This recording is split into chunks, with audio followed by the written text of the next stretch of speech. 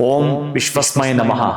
ಪ್ರೀತಿಯ ಬಂಧುಗಳೇ, ಸಕ್ಕರೆಗೆ ಕನ್ನಡದ ಕತ್ತುರಿಯು ಸೇರಿದರೆ ಸವಿಯದನ್ನು ಕೇಳಬೇಕೆ? ವಾಲ್ಮೀಕಿ ಜೊತೆಯಲ್ಲಿ ಪಂಪನಂ ಕುಳಿತಲ್ಲಿ ಆಗುವ ಅಮಿತಾನಂದವನ ಹೇಳಬೇಕೆ?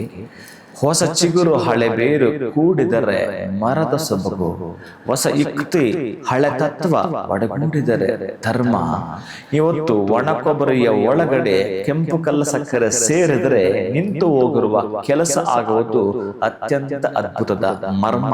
ಪ್ರೀತಿಯ ಬಂಧುಗಳೇ, ಈ ದಿನ ಇರುವ ಆ ಒಂದು ಮೂಲ ನಕ್ಷತ್ರಕ್ಕೂ ಪಂಚಮಿಗೂ ಆ ಒಂದು ಸೌಮ್ಯವಾಸರ ಯುಕ್ತಾಯ ಅಂದ್ರೆ ಆ ವಾರಕ್ಕೂ ಸಂಬಂಧಪಟ್ಟ ಹಾಗೆ ನೀವೇನಾದರೂ ಬಹುಶಃ ಒಂದು ಯಶಸ್ಸಿನ ಕಡೆ ನಾನು ತಿರುಗಬೇಕು, ಆ ಯಶಸ್ಸಿನ ಹಾದಿಯಲ್ಲಿ ನಾನು ನಡೆಯಬೇಕು ಅಂತ ಸಂಕಲ್ಪವನ್ನ ಮಾಡಿಕೊಂಡರೆ ಎಲ್ಲಿಯಾದರೂ ಕೂಡ ಶಾರದಾ ದೇವಿಯ ದರ್ಶನ ಮಾಡಬೇಡಿ. ಶಾರದಾ ಅಂದ್ರೆ ಬರೀ ವಿದ್ಯೆ ಮಾತ್ರ ಕೊಡುವವಳಲ್ಲ, ಆ ವಿದ್ಯೆಯನ್ನ ಪ್ರವರ್ಧಮಾನಕ್ಕೆ ತರುವಂಥದ್ದು.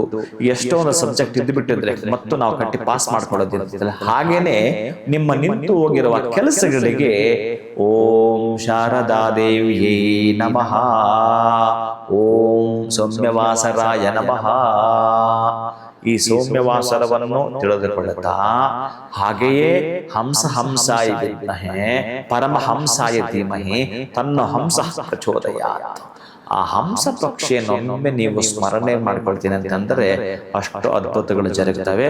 ಒಣಕೊಬ್ಬರಿಯ ಒಳಗಡೆ ಆ ಒಂದು ಕೆಂಪು ಕಲ್ಲು ಸಕ್ಕರೆಯನ್ನು ಯಾರಾದ್ರೂ ಗುರುಗಳಿಗೆ ಅಥವಾ ಸುಮಂಗಲರಿಗೆ ಕೊಟ್ಟರು ಕೂಡ ಅತ್ಯಂತ ಅದ್ಭುತಗಳು ಜರುಗುತ್ತವೆ. ಪ್ರೀತಿಯ ಬಂಧುಗಳೇ, ಅದೃಷ್ಟ ಈ ದಿನ ನಿಮ್ಮದು. ಶುಭಂಭೂಯಾತ್. ಒಳಿತಾಗಲಿ.